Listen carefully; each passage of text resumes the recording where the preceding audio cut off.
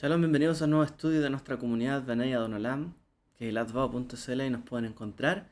En esta oportunidad estamos estudiando la porción Shemot, Parashat Shemot, que significa nombres, y es el segundo libro de la Torá, ¿cierto? El libro del Éxodo, que cuenta Yetziat Mitzrayim, la salida de Egipto, el Éxodo, la travesía que vivieron los hijos de Israel para poder librarse de la esclavitud. Un una, una historia, ¿cierto?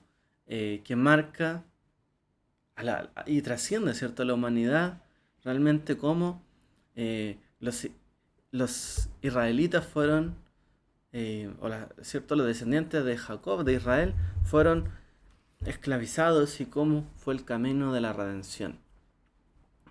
Los israelitas habían estado bastantes años, ¿cierto? Allí en Egipto, cuando este nuevo faraón orquesta, ¿cierto?, oprimirlos para quitarles sus derechos, para quitarles, ¿cierto?, su libertad. Luego, con el nacimiento, ¿cierto?, de la madre de Moshe también vino la opresión, cuando los bebés recién nacidos estaban siendo ahogados en el Nilo. Y allí se levantaron, ¿cierto?, dos parteras heroínas, ¿cierto?, en aquel entonces, cuya recompensa también fue grande y bendición para sus familias, que dijeron: no vamos a matar a los niños como nos han ordenado. Luego se nos habla del nacimiento de Moshe, quien había sido rescatado en una canasta, ¿cierto?, del río, adoptado por la hija del faraón y criado o amamantado, ¿cierto?, por su propia madre, Yochebed. Moshe, cuando crece, ¿cierto?, entiende el significado y la herencia de su propio pueblo del cual él proviene, pero lamentablemente, ¿cierto?, incurre en violencia, entregando, ¿cierto?, a la muerte a un egipcio para defender a alguien de su propia sangre. Pero se descubre, ¿cierto?, que en realidad no tenía ninguna autentificación, ninguna validación, ¿cierto?, ante su pueblo para poder hacer algo como esto, así que se ve obligado a huir a la casa del que sería, ¿cierto?, su suegro, el sacerdote de Madián, Itro. Em, Moshe así, ¿cierto?, se casa con Zípora y ahí le nace su primer hijo, Gershon, o Gershon, ¿cierto? Y Ger significa un extranjero. Gershon, como un típico sustantivo, ¿no? Como yo soy un extranjero, como un sustantivo, el extranjero. Gershon, el extranjero, el que vive, ¿cierto? El que viene de afuera, el peregrino, el extraño. Bueno, así le llama a su hijo, porque él era un extranjero en esa tierra. Bueno, aproximadamente ya por aquí él tenía unos 60 años. Moshe recibe su misión, ¿cierto?, andando por el desierto y viendo una zarza que ardía. El Midrash, según un Midrash, dice que esta conversación en realidad no fue de un día, sino de una semana completa, según un Midrash. Bueno, al concluir Moshe se arma, ¿cierto?, del poder y la promesa del Eterno para eh, recibir señales, ¿cierto?, de que estaba preparado para poder enfrentarse, ¿cierto?, al faraón. Luego Moshe le pide permiso, ¿cierto?, a su suegro para ir en la misión que se le había encomendado, quedando, ¿cierto?, al cuidado de su suegro, su familia. Y en el camino resulta que se intenta matar, ¿cierto?, a Moshe, porque ya no había, ¿cierto?, circuncidado a su hijo, un ángel del Eterno, pero Zípora le salva la vida haciendo la Brit Milá a su hijo. Más adelante, Aarón va y recibe a Moshe según el mandato de Dios, le declara, cierto, lo que había recibido, y tanto Aarón como los ancianos de las tribus, cierto, le dan su apoyo. Más adelante, hacia el final, Moshe y Aarón se enfrentan, pero sin éxito, ante el faraón, y el faraón los castiga dándoles y aumentándoles, ¿cierto?, más el peso de la esclavitud, incrementando, ¿cierto?, la tasa de ladrillos que tenían que fabricar. Así los oficiales fueron considerados responsables también de esta afrenta, ¿cierto?, que hicieron Moshe y Aarón, y también terminaron siendo golpeados por los supervisores o los capataces egipcios. Por lo mismo, ¿cierto?, el pueblo se enfrenta a Moshe y confronta a Dios también sobre esta situación. No es que nos vas a salvar, ahora está siendo más duro todo. Y el Eterno le asegura a Moshe que tendría éxito en esta misión. Y esa es la porción de esta semana, el inicio, ¿cierto?, de la historia del éxodo, de la travesía del pueblo de Israel.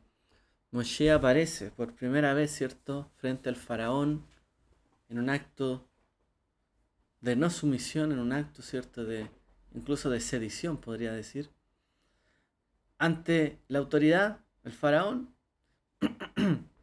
Y el faraón le dice: ¿quién es Hashem? ¿Quién es el Eterno? Para que yo le escuche.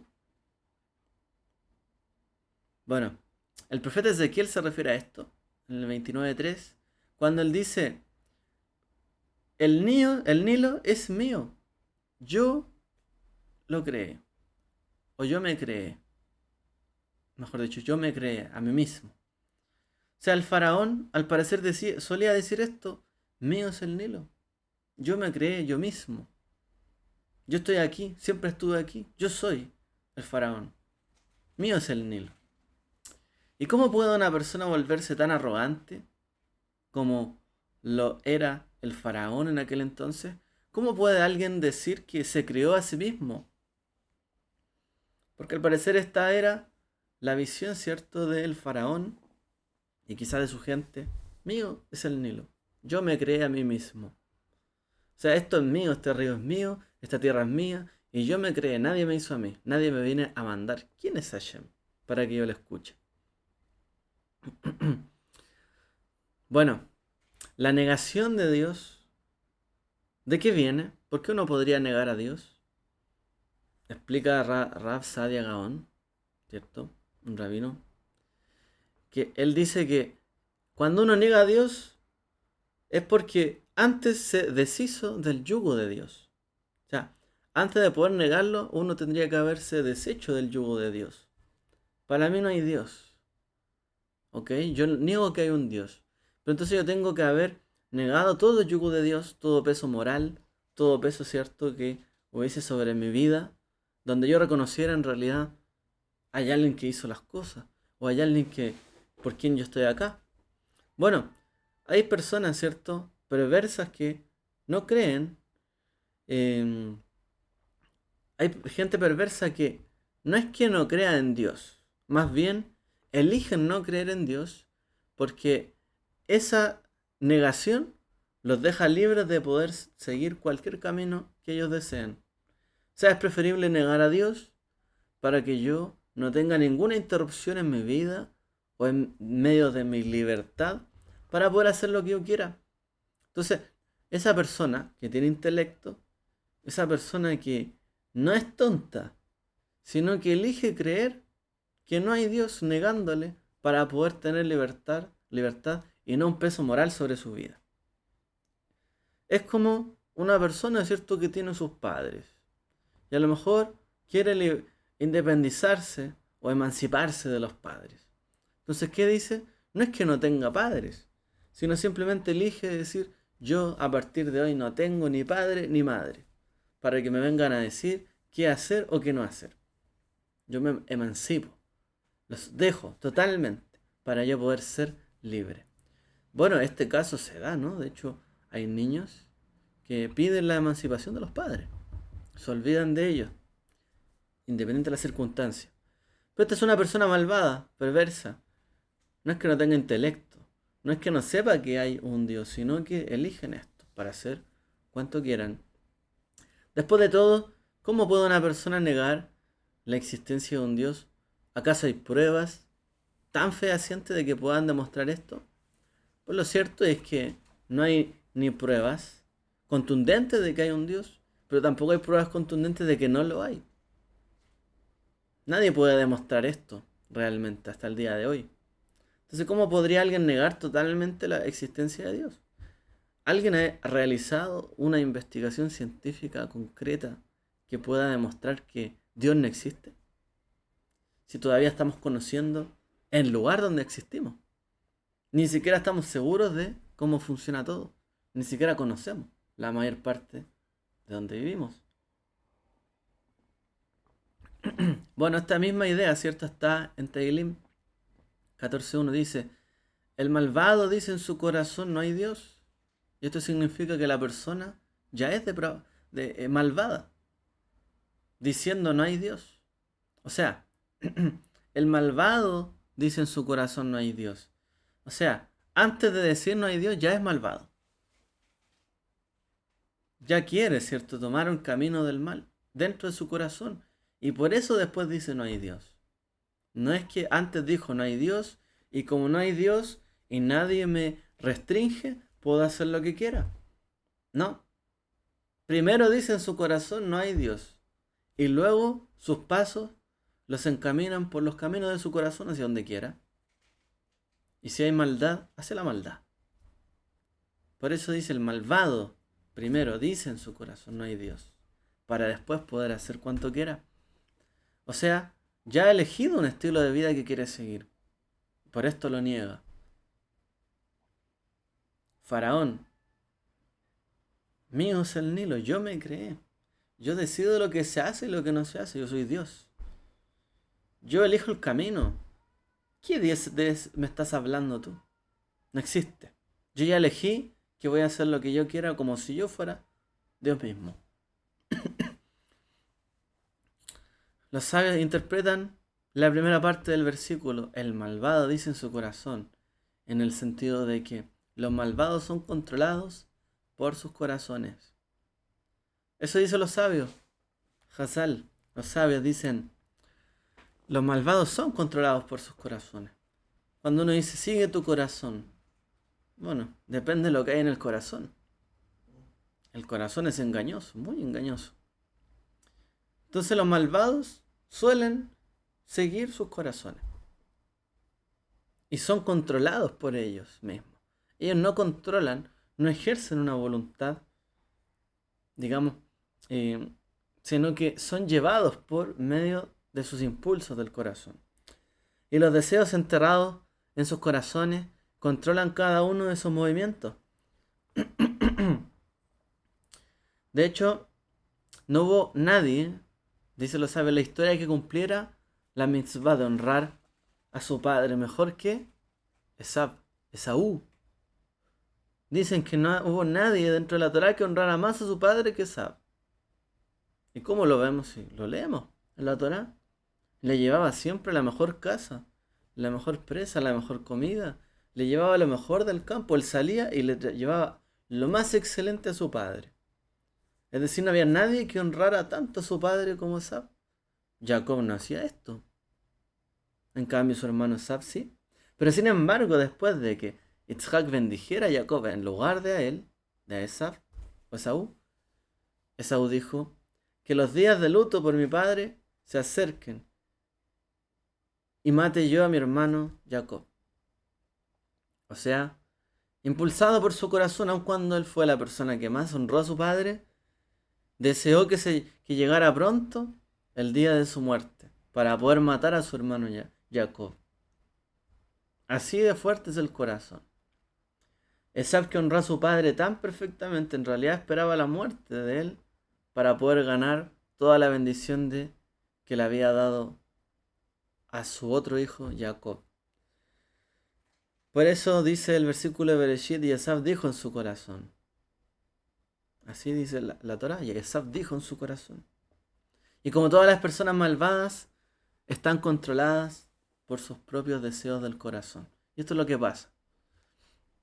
El corazón los controla. El corazón los lleva, ¿cierto?, a hacer lo que ellos quieren, sin tener consideración moral alguna.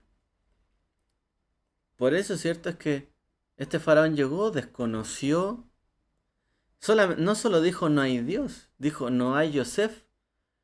¿Qué? ¿Hubo alguien que salvó de la hambruna a Egipto? ¿Qué me importa a mí? Yo soy el que gobierna ahora. Desconoció a Yosef y se desconoció hasta Dios mismo. ¿Cómo no iba a desconocer a Yosef y al pueblo de Israel? ¿Y qué iba a reconocer él a Moshe? Un hijo que criaron ahí en su casa, ¿cómo se le llama? Podemos decir quizás un huérfano o un hijo bastardo. ¿Quién lo iba a reconocer a él diciéndole delante de él, deja ir a mi pueblo para que sirva a Dios? ¿De qué Dios me estás hablando? Si él no reconocía a nadie, solo reconocía sus propios deseos. Bueno, el faraón quería hacer un plan malvado contra los israelitas, pero no solamente eso, sino que quería que los propios egipcios aceptaran su plan y fuera algo, ¿cierto?, aceptable ante sus ojos. Y dijo, todos estos años, José nos gobernó y protegió a su propio pueblo, mientras se multiplicaban y se hacían fuertes. Mientras nosotros pasábamos hambre, ellos lo pasaban súper bien. ¿Quién tiene la culpa de esto? Si la tierra es de nosotros, no es de ellos. ¿No habríamos tenido quizás suficiente grano si no hubiesen estado ellos? ¿No mostramos suficiente gratitud a Yosef como para librarlo de la cárcel y haberlo puesto como virrey? ¿Por qué tuvo que también traer a su familia y a sus descendientes y ponerlos en una tierra buena de Egipto? ¿No acaso fortalecimos nosotros a estos israelitas? ¿No lloramos nosotros a su ancestro, a su antepasado, a su patriarca Jacob? Bueno, ahora las cosas van a cambiar. Y así en parte, el faraón, ¿cierto?, logró ir moviendo la aguja, ¿cierto?, para cambiar el corazón del pueblo de Egipto. Voy a leer otra cita, dice, los hijos de Israel son más numerosos y fuertes que nosotros. Venid y tratemos con ellos sabiamente, no sea que se hagan numerosos y pueda hacer que si hay una guerra, también se unan a nuestros enemigos y hagan la guerra contra nosotros y suban a la tierra. Entonces los capataces designados, etc. Por esto, y así Faraón los convenció, como dice la escritura.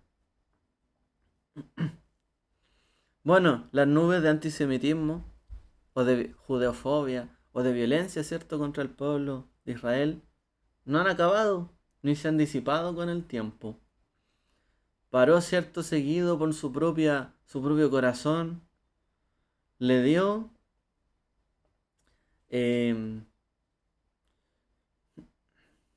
mostró métodos y aptitudes a través de los cuales otras naciones también harían contra los judíos, ¿cierto?, a lo largo del tiempo. De hecho, esa primera, comilla, diáspora, porque no estaban en su tierra, estaban fuera y fueron así tratados, similar a las próximas diásporas que vivió el pueblo.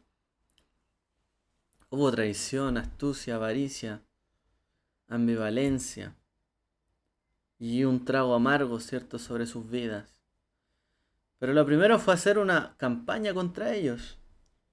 En realidad, Faraón tenía alguna queja contra los israelitas. ¿Había alguna queja contra ellos? ¿Es gente que mata niños, como decían en la Edad Media? ¿Es gente que come sangre? Si no comen sangre. Gente que puede traer infecciones, pero si son limpios se lavan las manos siempre antes de comer. ¿Qué quejáis contra ellos? Ah, es que no hacen lo mismo. Es que no comen esto. Bueno, no lo comen. Ellos tampoco comían cordero. Bueno, no tenía ninguna queja sustancial en realidad sobre su conducta. Y si lo hubiesen tenido, o hubiesen tenido que tratar de esconder estas intenciones contra ellos, podrían haber alentado quizás a que los mismos egipcios tuvieran un problema contra los israelitas. O sea, Faraón podría haber hecho que los mismos egipcios tuvieran algo en contra de ellos para que ellos mismos los maltrataran y él poder salir ganando sin tener que intervenir, ¿cierto? Es decir, pongamos a estos contra estos otros. Yo hablo solamente, doy un discurso político, ¿cierto? Desde mi lugar de poder, y los demás siguen el discurso mientras mis planes se cumplen. Y mientras se incrementa el odio de los egipcios contra los extranjeros. Pero de hecho, no tenían ninguna razón para odiarlos. ¿Por qué los iban a odiar? En realidad, Faraón tuvo que incitar al odio, porque no había odio. Tenían que buscar un pretexto. Y lo mejor que pudieron encontrar es ¿qué cosa? Que estaban teniendo muchos hijos. Tienen muchos hijos. Van a ser muy numerosos. Van a aumentar. Van a irse. Si hay guerra, van a ir contra nosotros. Nos van a liquidar. Tienen demasiados hijos. Bueno, ¿cómo uno podría entender esto? Bueno, el faraón había subyugado a toda la población egipcia a una servidumbre. O sea, un tema de número no sé si era tan relevante. Él subyugó a todo Egipto.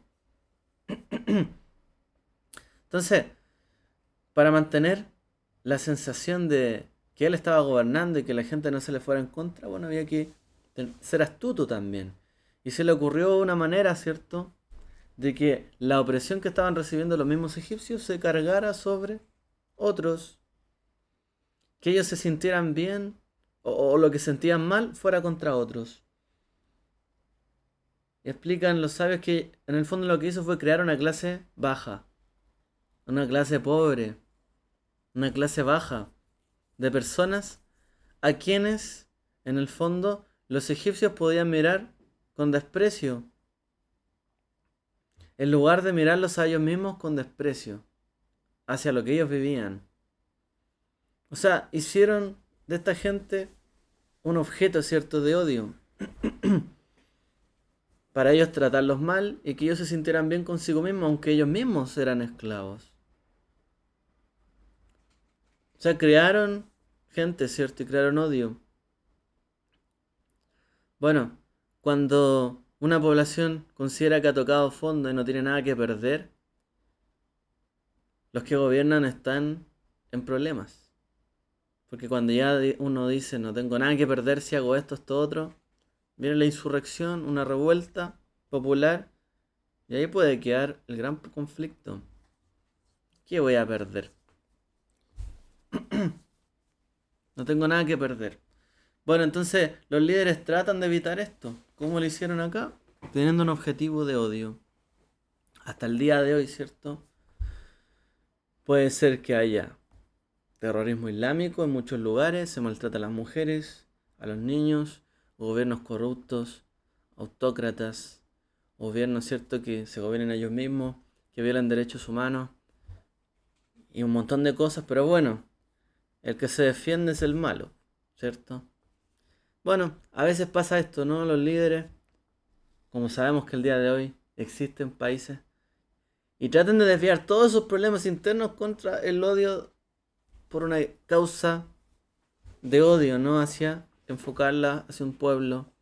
Hasta el día de hoy esto se vive y fue parte, ¿cierto?, de lo que trajo lamentablemente, ¿cierto?, estos años de dificultad para Israel, para las descendientes de Israel.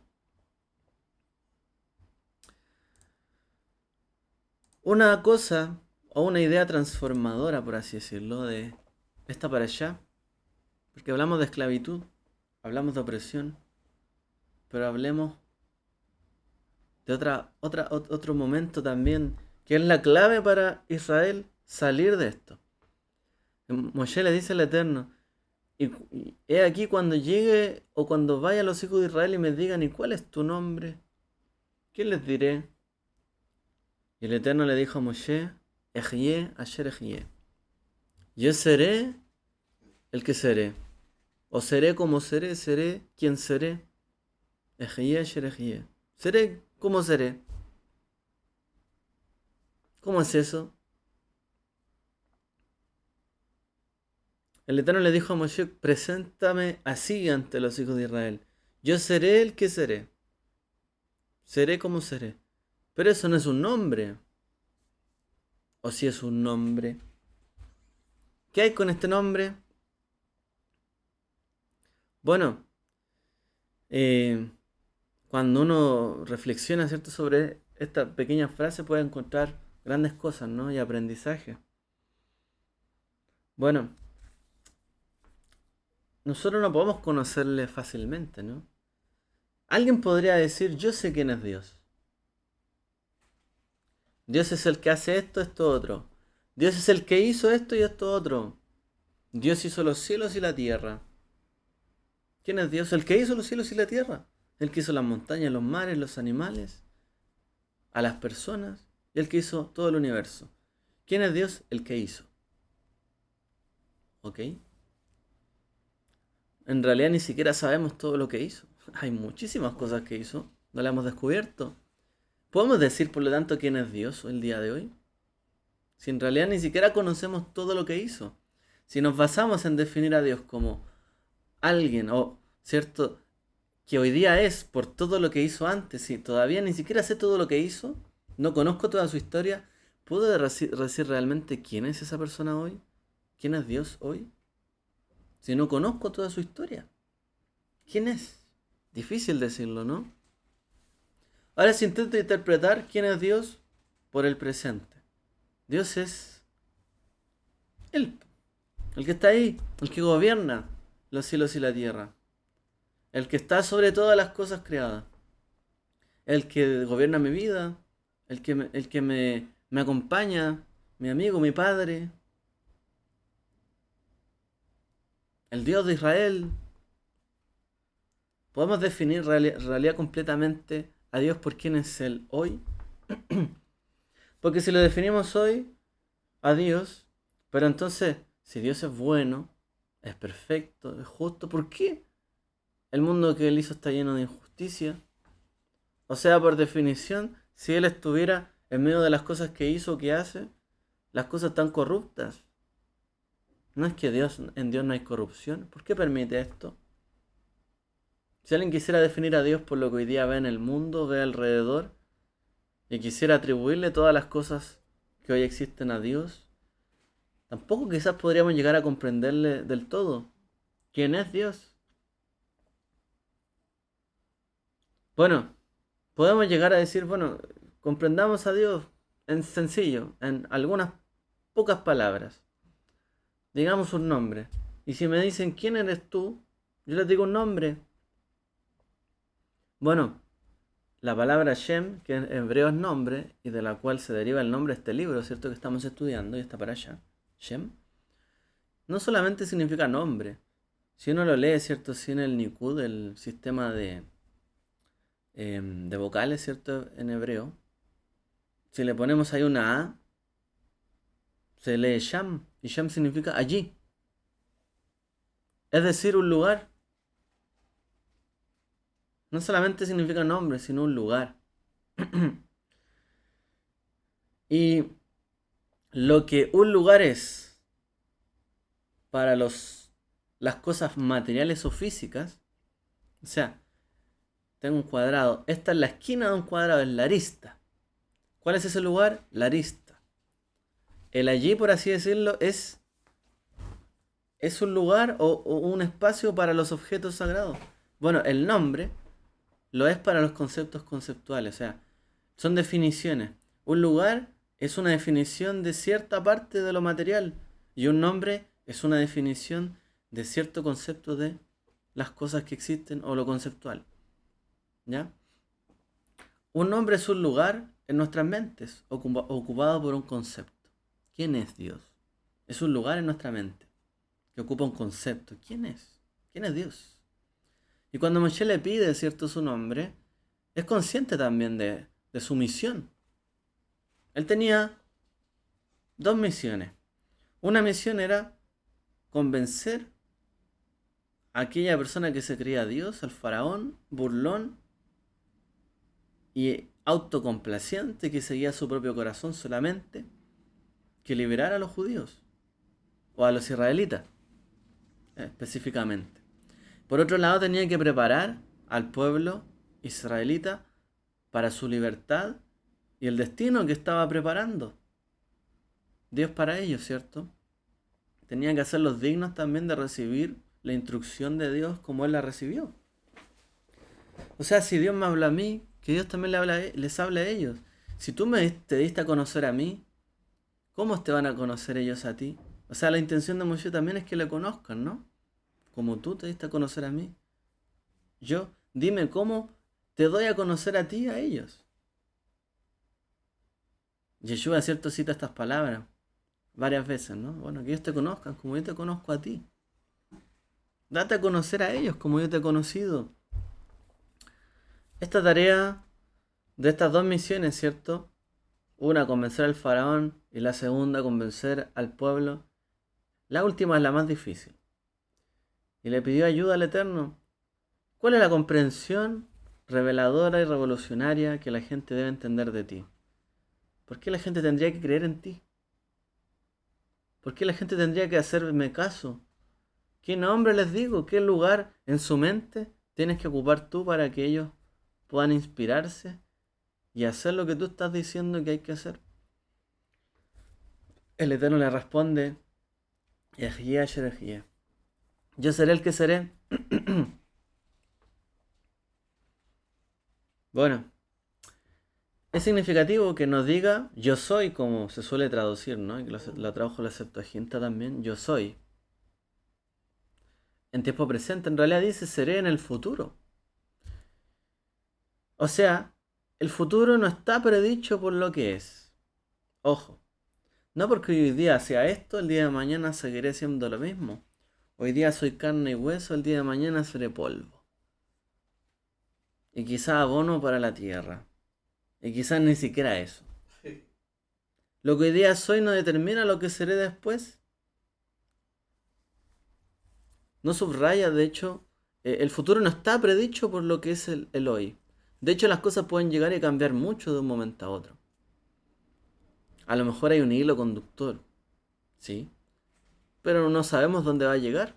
Si pudiéramos leer el destino, si existiese realmente un destino y pudiese demostrarse que puede haber un destino, de hecho las probabilidades, ¿cierto?, de la física no se puede saber si hay un destino.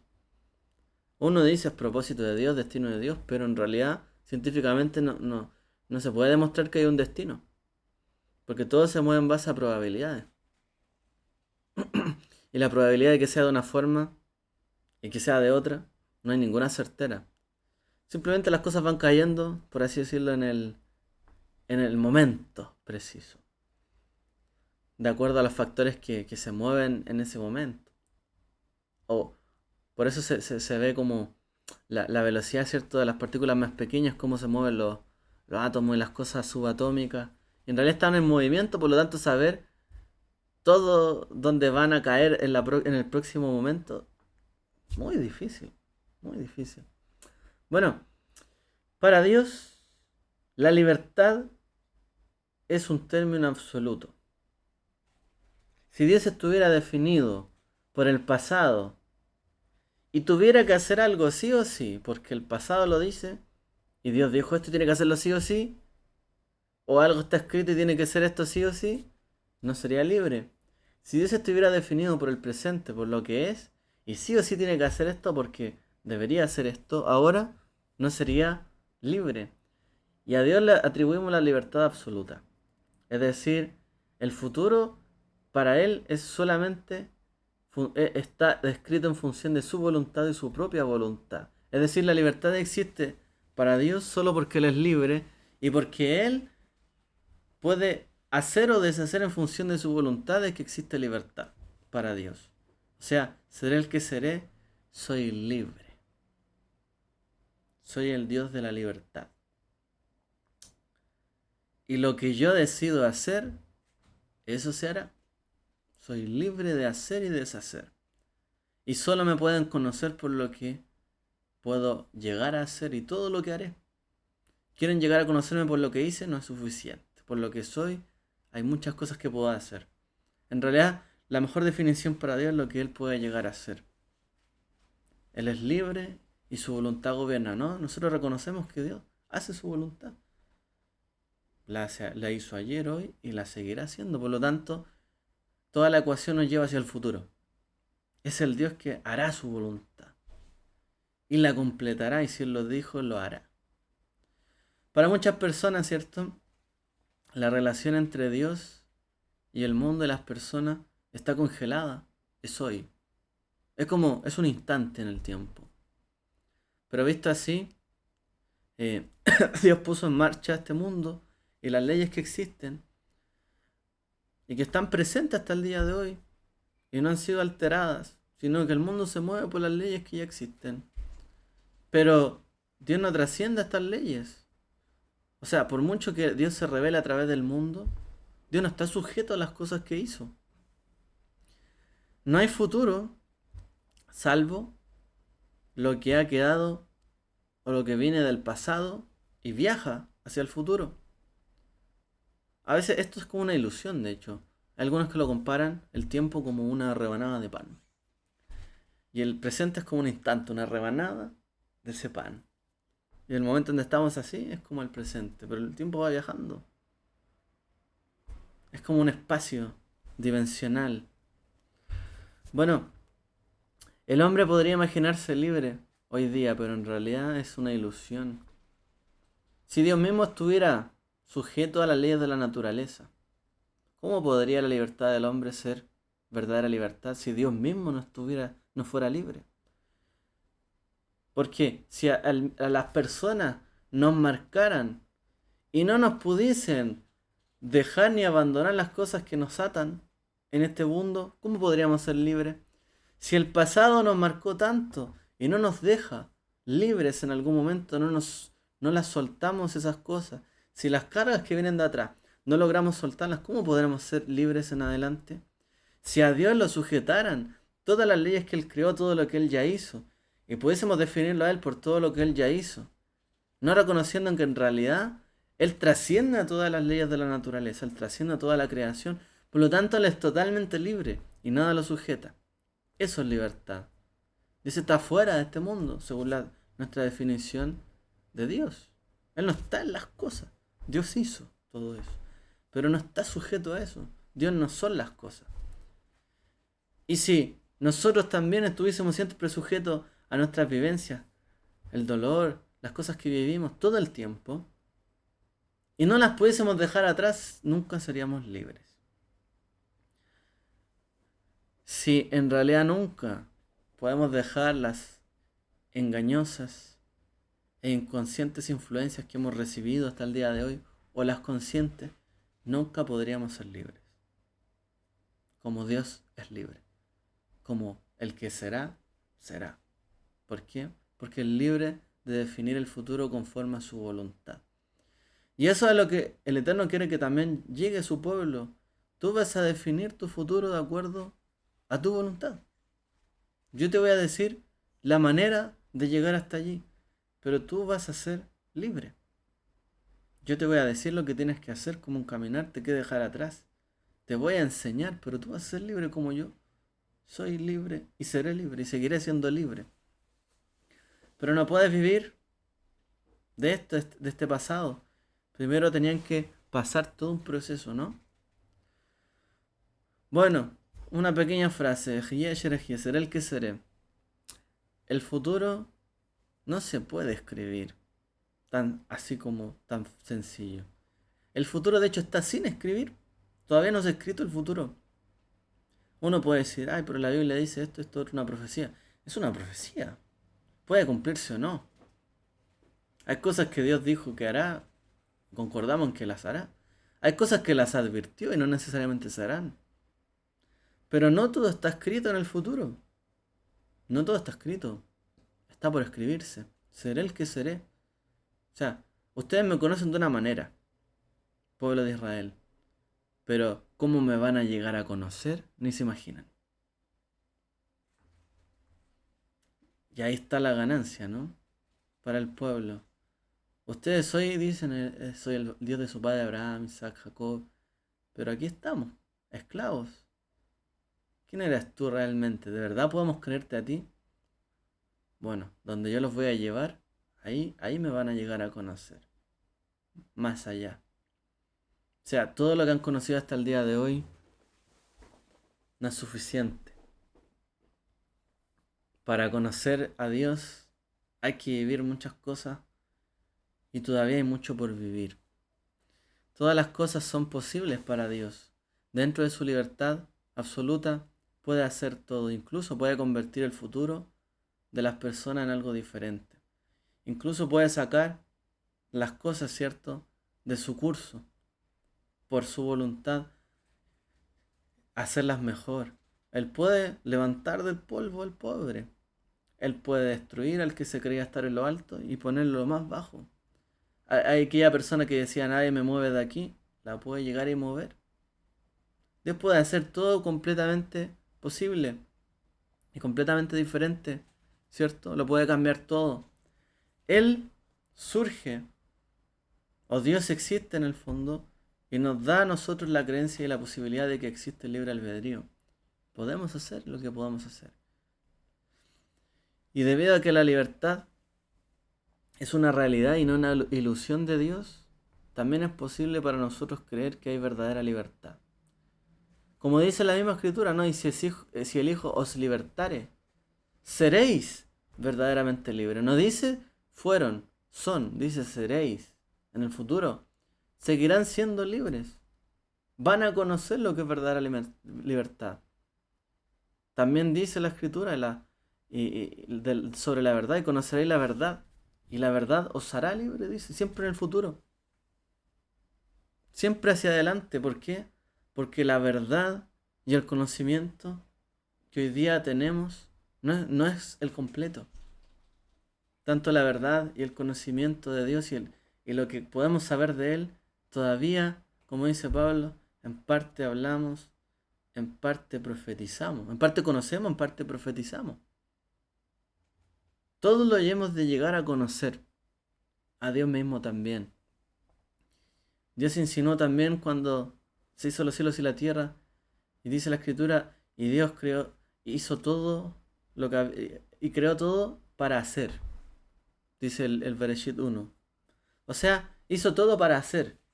Y deja un verbo ahí como que todavía está haciendo. No es que todavía ha terminado, no. Y lo hizo todo para hacer. Porque Él llamó a la existencia para que siguiera funcionando. No para que fuera ese el tope, el límite. El mundo es libre. Creó un mundo en libertad. Por lo tanto, creer que alguien nos puede atar, creer que alguna palabra de maldición nos puede restringir en nuestra vida, creer que alguna palabra difícil o dura que nos dijeron los padres nos pueden atar en esta vida, es una mera ilusión. O creer, ¿cierto?, que alguna palabra no se vaya a cumplir de Dios, es una ilusión. Realmente las cosas pueden llegar a ser. Nada puede atarnos en el pasado, porque el pasado ya fue, ya existe, ya pasó, no existe más. El instante ya se fue. Alguien dijo algo duro que nos dolió, ya pasó. Decir no puedo perdonar, es decir, no tengo libertad para perdonar, porque eso ya pasó, ya fue, ya te lo dijeron, ya lo hicieron. Tú te quedaste pegado atrás. Cosa tuya, no eres libre. Si tú no eres libre para amar, es porque te quedaste en el pasado, en algún odio, algún rencor, alguna raíz de amargura. Si nosotros no somos capaces, ¿cierto?, de tener la libertad de creer, tener fe, levantarnos cada día diciendo, bueno, será un buen día, Dios está conmigo. Dios cumplirá su palabra, su promesa. Voy a hacer la voluntad de Dios. Que Dios haga su voluntad y yo la seguiré. Si no soy capaz de en realidad pararme y decir voy a seguir haciendo en el futuro y nada me va a detener, no soy libre. Por eso la verdadera libertad, ¿cierto?, no se halla en estar esclavo en el pasado. El pueblo de Israel tenía que llegar a entender esto. Hay una relación no estable con Dios. Dios creó todo como un telón de fondo, pero la obra sigue siendo nuestra relación con Él, una dinámica. Es el libre albedrío el que está en juego. Ejie, Ejie. Dios sigue obrando y seguirá haciendo y haciendo lo que Él desea, su voluntad. Pues nosotros también podemos hacer esto y cambiar nuestro rumbo. Bueno, por ejemplo, el nombre Dios, por el que era conocido Elohim, representa generalmente en la escritura el nombre, la designación de un juez. Y el juez sentencia lo que pasó al presente y dictamina.